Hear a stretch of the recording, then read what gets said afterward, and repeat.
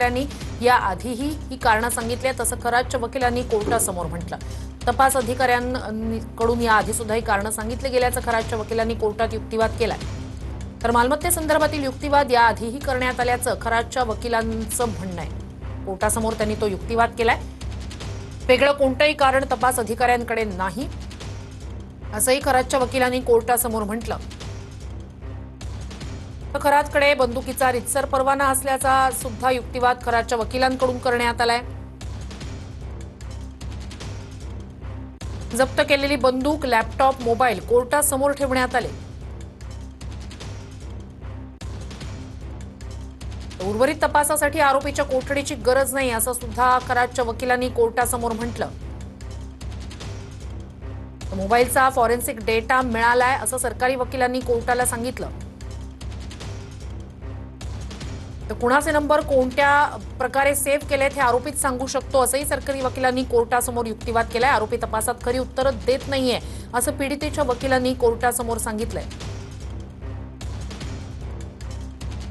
तर यंत्रणेला तपासासाठी पुरेसा वेळ मिळायला हवा असं पीडितेच्या वकिलांनी कोर्टात युक्तिवाद केलाय। अधिक जाणून घेऊया आपले प्रतिनिधी पवन येवले यांच्याकडनं। पवन, आत्ताचे अपडेट्स काय?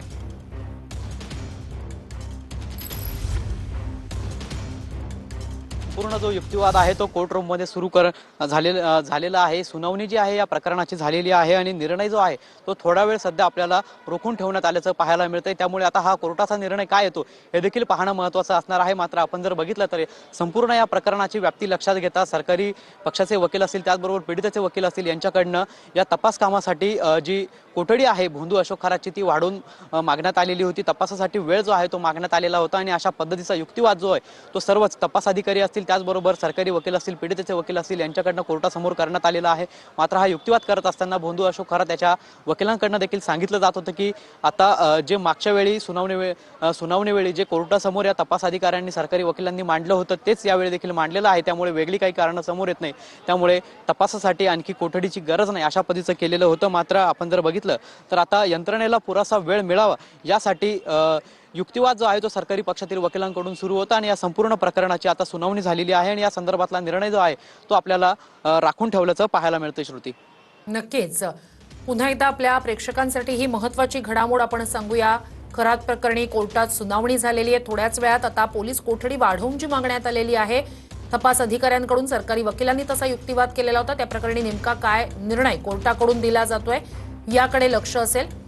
खरात प्रकरणी सुनावणी कोर्टात झालेली आहे।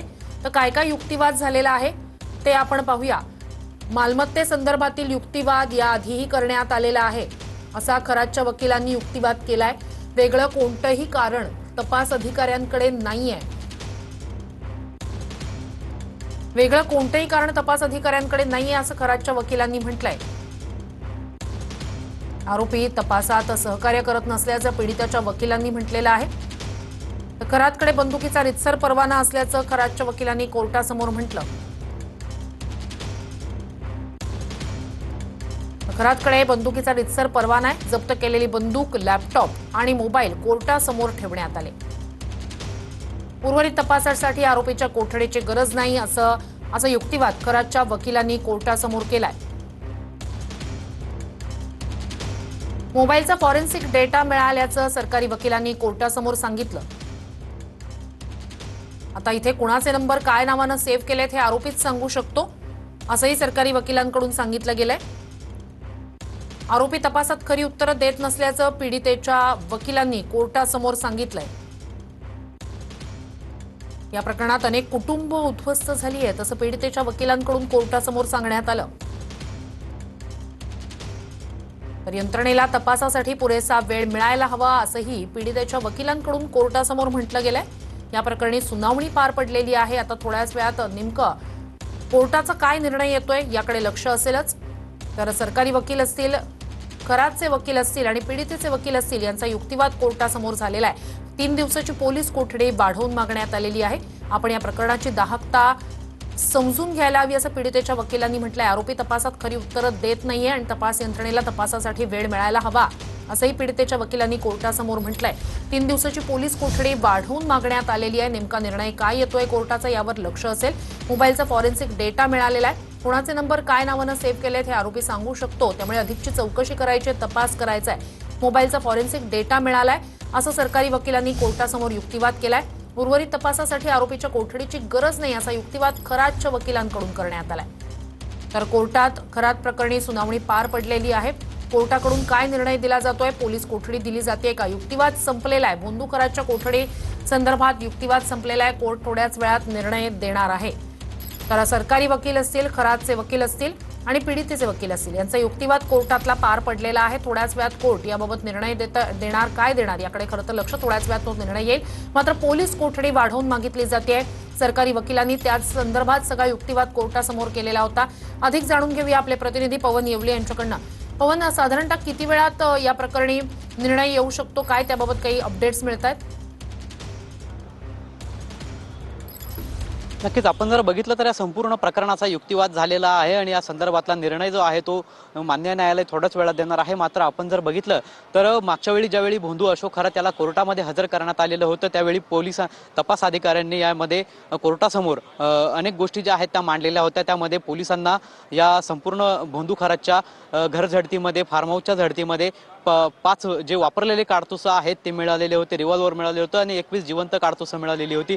त्याचबरोबर त्या ठिकाणी पांढरी कस्तुरी असेल, काळी कस्तुरी असेल हे देखील मिळून आलेलं होतं. त्यामुळे कुठेतरी या रिव्हॉल्वरचा वापर नरबळीसाठी करण्यात आला का, प्राण्यांच्या हत्येसाठी करण्यात आले का, शिकारीसाठी करण्यात आले का, असा संशय जो आहे तो या तपास अधिकाऱ्यांना होता आणि त्या अनुषंगानं त्यांनी कोर्टासमोर युक्तिवाद करत आपला तपासाची वेळ जो आहे तो वाढवून मागितलेला होता आणि त्यानुसार कोर्टाने देखील 5 दिवसांची कोठडी जी आहे ती दिलेली होती. आता पुन्हा एकदा पोलिसांच्या कस्टडीमध्ये, एसआयटीच्या कस्टडीमध्ये भोंदू अशोक खरात असताना विविध प्रकारची माहिती जी आहे ती तपासामध्ये समोर येत असल्याचं पाहायला मिळतंय. मग यामध्ये भोंदू अशोक खरात याच्या कार्यालयामध्ये देखील एसआयटीच्या पथकानं जवळपास 3 दिवसामध्ये 4 वेळा पंचनामा जो आहे तो केलेला आहे. त्या ठिकाणी अनेक पद्धतीचे तांत्रिक पुरावे जे आहेत ते गोळा केलेले होते. त्या ठिकाणी स्कॅनिंग देखील केलेलं होतं आणि त्या आधारावरती आता त्याचा मोबाईलचा डेटा जो आहे तो देखील रिकव्हर केलेला आहे. त्यामध्ये अनेक प्रकारचे जे नंबर आहेत ते कोणाचा कोणत्या नावानं सेव्ह केलेला आहे याचा जो संपूर्ण माहिती आहे तो आरोपी समोरासमोरच देऊ शकतो. त्यामुळे आणखी या